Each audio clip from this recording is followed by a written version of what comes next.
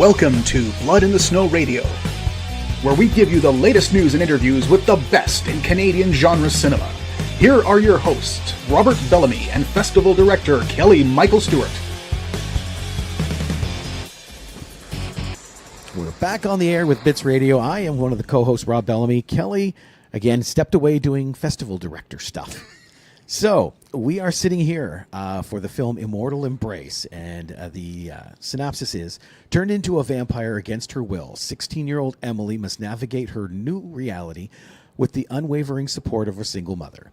A poignant coming-of-age tale exploring identity, family, and mother-daughter bonds amid the supernatural.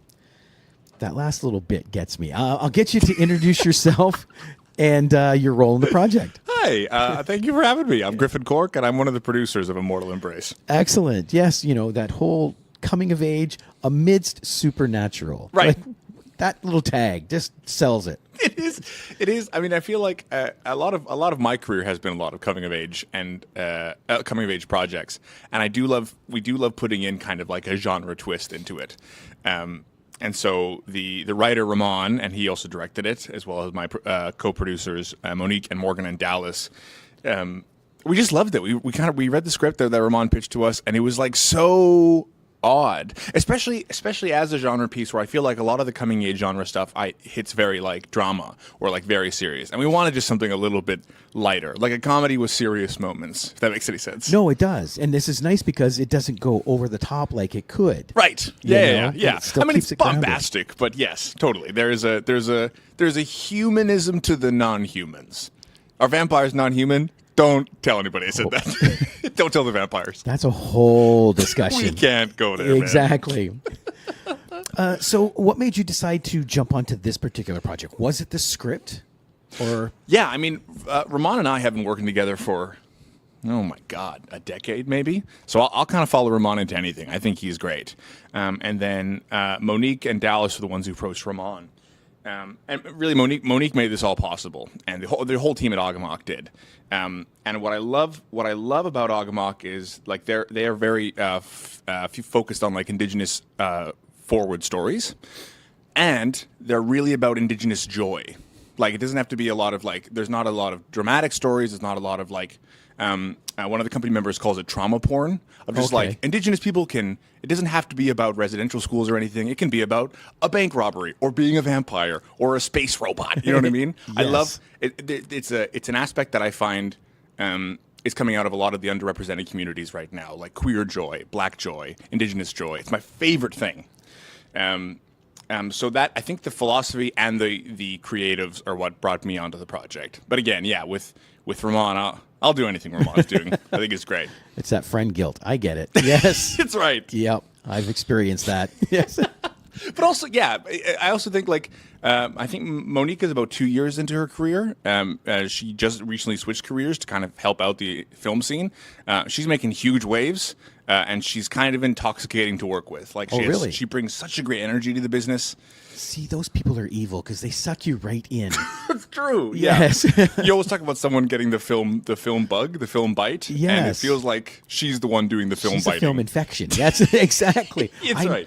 I know people like that. Of course. And you want to work with them. 100%. But yeah. you don't because you know you're going to get sucked in and do 12 times more than you really want to do. I cannot tell you how right you are, man. Yes. Well, and it looks like this group might be great because like the story itself is really fun. Right. And then watching these actors, were the actors part of this group or were they cast? Yeah. Oh, yeah. So Arnalda, Marissa's a local Alberta actor. This is where the film is from, is Alberta. So Marissa's been working in the province for years now. And Arnalda made it the drive all the way out from Saskatchewan, which was great. We were kind of like lucky to have her. But yeah, it was a good little team. We threw Dallas in there as the waiter. He did a great job. So yeah, it's a short and tight little cast, and we filmed it all in like a day. And we're in that diner. Shout out to the Blackfoot truck stop for what was his name? Sean. Sean had us there. Super lovely rate, and he made us free matzo sticks all night. I know. Built-in craft services. Yeah, that diner stuff is good. Mental note. Film next film in a restaurant. Listen, Alberta's tax credits are pretty good, but also go to Blackwood Truck Stop, get a matzo stick. Because I think that was the cool too, was the setting, because it looks like a rustic little, like not truck stop, but restaurant, diner.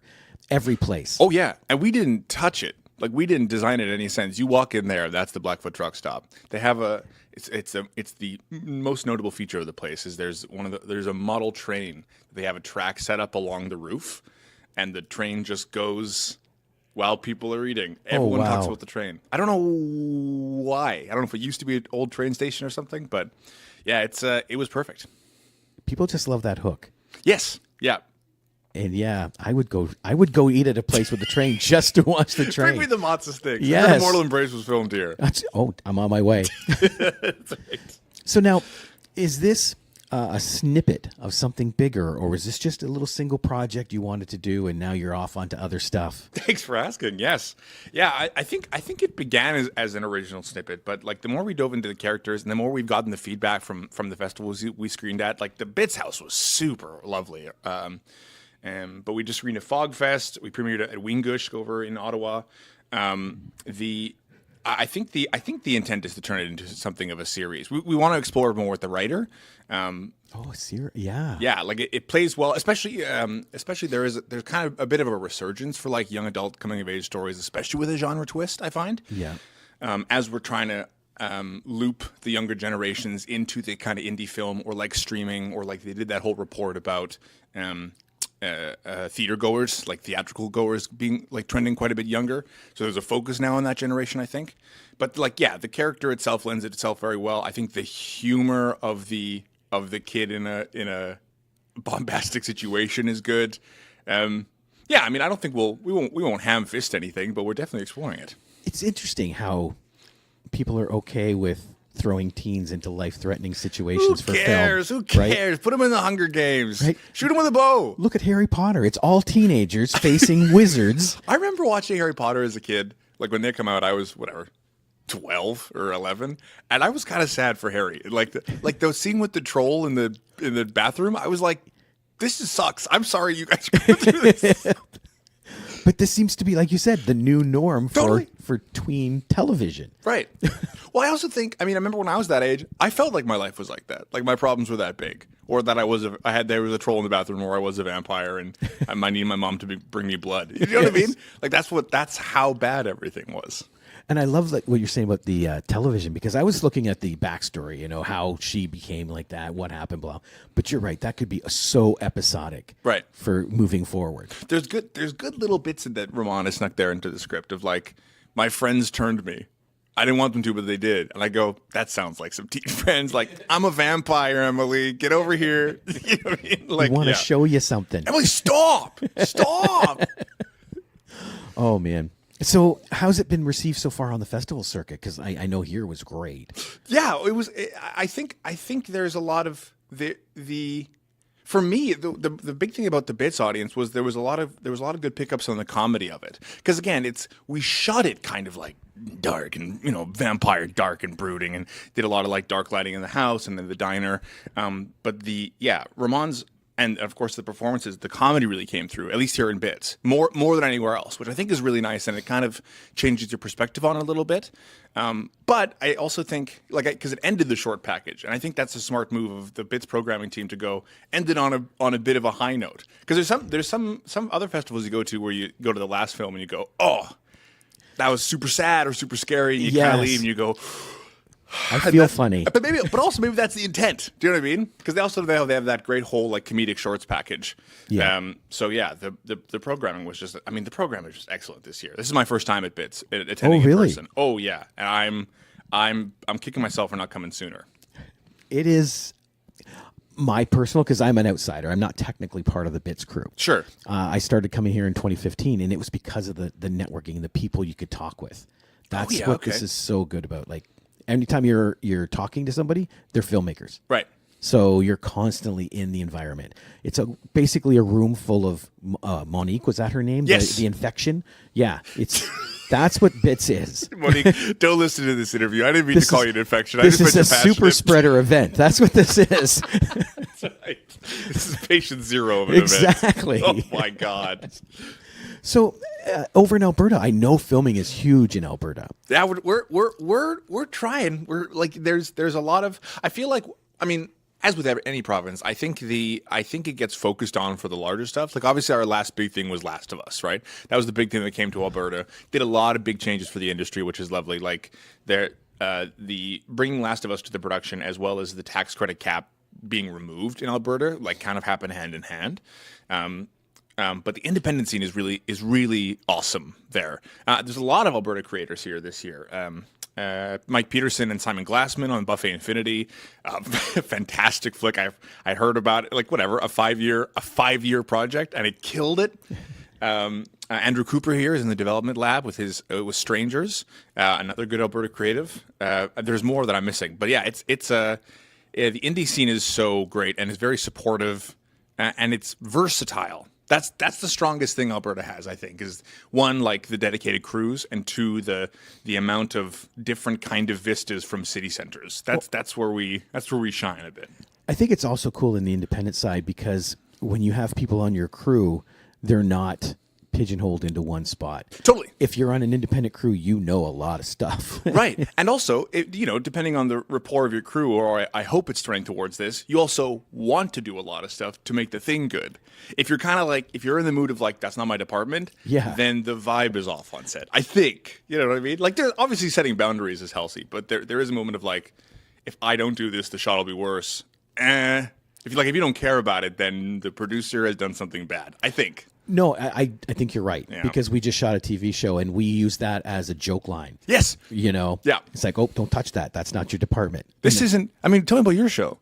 Oh, this is not my interview. But this is your interview. When do you get to talk about it? Tell me a little bit about it. I don't know if I don't think this is something I'll ever talk about here. It's a drama.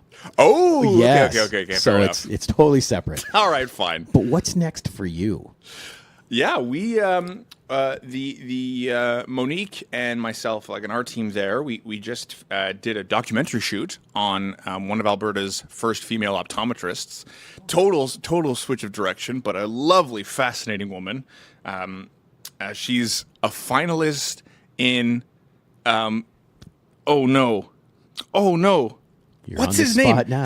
Star Lord? No, Elliot John. Oh no! It's a famous man. Anyway, a famous man has a fashion contest and she's winning. Okay, don't ever listen to this interview. As soon as we turn it off, you'll remember the name. That's how it goes. Elton John. Sorry, Elton John is who I'm thinking of. You forgot Elton John. Don't tell anybody that I forgot Elton John. Anyway, she's winning. This is a whole tangent now. She's winning that fashion contest. Oh, nice. And then we have a series coming out. Is coming out currently. On Out TV, that we also submitted to this festival next year. So let's have fingers crossed. Called Eyes in the Woods, and it's like a queer female Hardy Boys. So two sisters solving mysteries in the woods. There's cryptists there's cultists, and that's I was lovely to see IPF as a sponsor here because IPF was the primary funder of the series. So, excellent. So yeah, that sounds cool. It is cool, man. It's well done, I think. Yeah, we had a lot of help with it. IPF, Canada Media Fund, Shaw Rocket Fund, TELUS Fund. Yeah, it's definitely one of the things I'm most proud of in my career, for sure. Excellent. Well, congratulations on this film and being part of Bits. And we can't wait to see more of what you come up with. Hell yeah.